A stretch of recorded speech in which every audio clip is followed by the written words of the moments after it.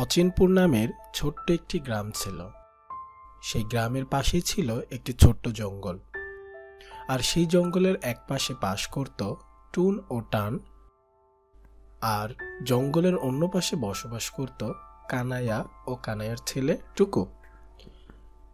এদিকে টুন ছিল অনেক ভালো ও শান্ত স্বভাবের, আর টান ছিল অনেক বদমেজাজি ও হিংসুটে। একদিন টুনের সাথে টানের অনেক ঝগড়া হয় এবং টুনকে সে বাড়ি থেকে তাড়িয়ে দেয়।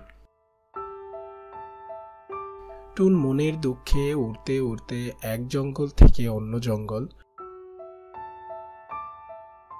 জঙ্গল থেকে নদী পাহাড় পর্বত ছাড়িয়ে উড়তে উড়তে অনেক দূরে চলে আসে, আর সে এসে একটি গাছের ডালে বসে।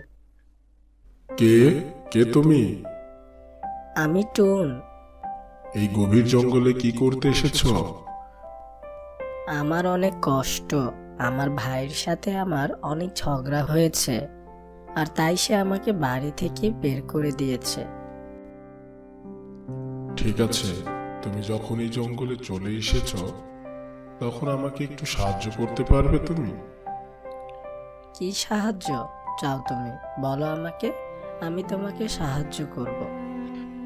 এই যে আমাকে দেখছো, আমার কিছু ডালপালা ছাড়া আমার কিছুই নেই। তুমি যদি আমাকে আমার আগের রূপ ফিরিয়ে এনে দিতে পারো তাহলে আমার অনেক উপকার হতো। ঠিক আছে, বলো আমি কিভাবে তোমাকে সাহায্য করতে পারি। এই জঙ্গলের শেষ প্রান্তে দক্ষিণ পাশে একটি দিঘি পাবে। সেই দিঘির পাশে দেখবে কিছু ঔষধি গাছ আছে। তুমি যদি আমাকে ওই গাছ এনে ওই গাছের রস আমার শিখরে যদি দিতে পারো তাহলে আমি আবারও ঠিক হয়ে যাব। ঠিক আছে গাছ ভাই, আমি তোমাকে সাহায্য করব। এই বলে পাখিটি রওনা দেয় ওই ঔষধি গাছের সন্ধানে। অন্যদিকে টান ঠিকমতো না খেতে পেয়ে বেশ শুকিয়ে যায় এবং অনেক চিন্তিত থাকে। টুনের সাথে ঝগড়া করে আমি অনেক বড় ভুল করেছি। টুন যখন ছিল তখন তো আর এইভাবে আমাকে না খেয়ে দিন কাটাতে হতো না। তেলের অভাব, তাও তো টুন কোনোভাবে চালাই নিত। আমাকে অন্তত আর না খেয়ে দিন কাটাতে হতো না।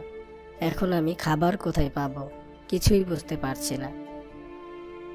এই কথা বলতে বলতে তখনই সেখানে কানাইয়া চলে আসে। কি ব্যাপার টান, তোমাকে এত চিন্তিত দেখাচ্ছে কেন? আর তোমাকে দেখে মনে হচ্ছে তুমি বেশ কিছুদিন ধরে কিছুই খাও নাই।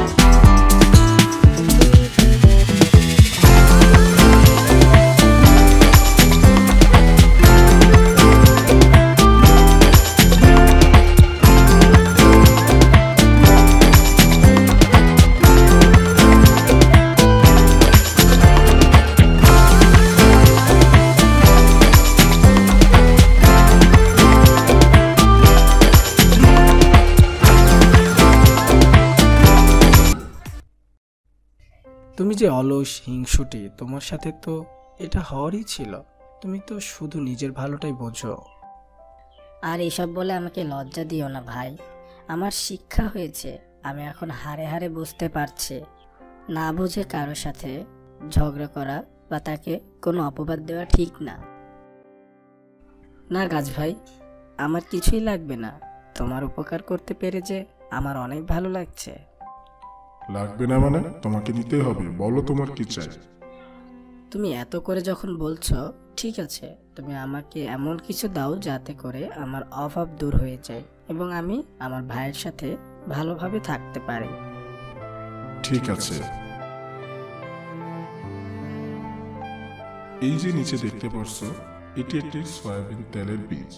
এই বীজটি তুমি মাটিতে রোপণ করলেই দেখবে একটি গাছ হবে, আর এই গাছে ধরবে সয়াবিন তেল। আর এই সয়াবিন তেলের মাধ্যমেই তোমাদের অভাব অনটন দূর হবে। ঠিক আছে গাছ ভাই, তোমাকে অনেক ধন্যবাদ। এই বলে টুন তার ঠোঁটে করে বীজটি নিয়ে তার বাড়ির দিকে রওনা দেয়।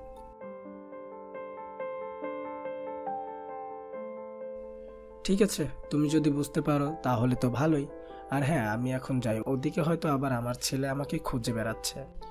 এই বলে কানাইয়া চলে যায়। আর ঠিক তখনই টুন চলে আসে সেখানে। টান টুনকে দেখে অনেক খুশি হয়। টুন, তুই এসেছিস ভাই? তুই আমাকে ক্ষমা করে দে, আমি তোর উপর অনেক অন্যায় করেছি, তুই আমাকে ক্ষমা করে দে ভাই। কি যে বলো ভাই, আমি তোমার কথায় কিছুই মনে করি না। মনে করলে কি আর ফিরে আসতাম বলো? তো যাই হোক, শোনো টান ভাই, দেখো আমি কি এনেছি। তারপর টুন টানকে সব খুলে বলে। তাই নাকি? তাহলে চলো, এখনই বীজটি রোপণ করা উচিত। হ্যাঁ ভাই, চলো।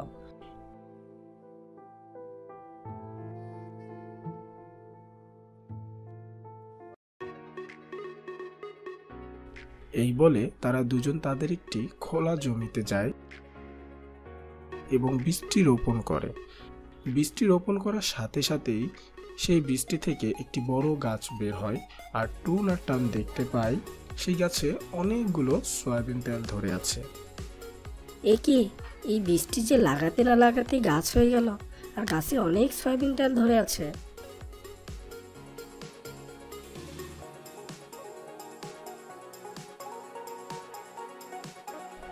এরপর থেকে তাদের আর তেল ছাড়া কখনো খাবার রান্না করে খেতে হয় নাই এবং তার ওই তেল বিক্রি করে বেশ স্বাবলম্বী হয়ে যায়। তাদের আর কোনো অভাব থাকে না।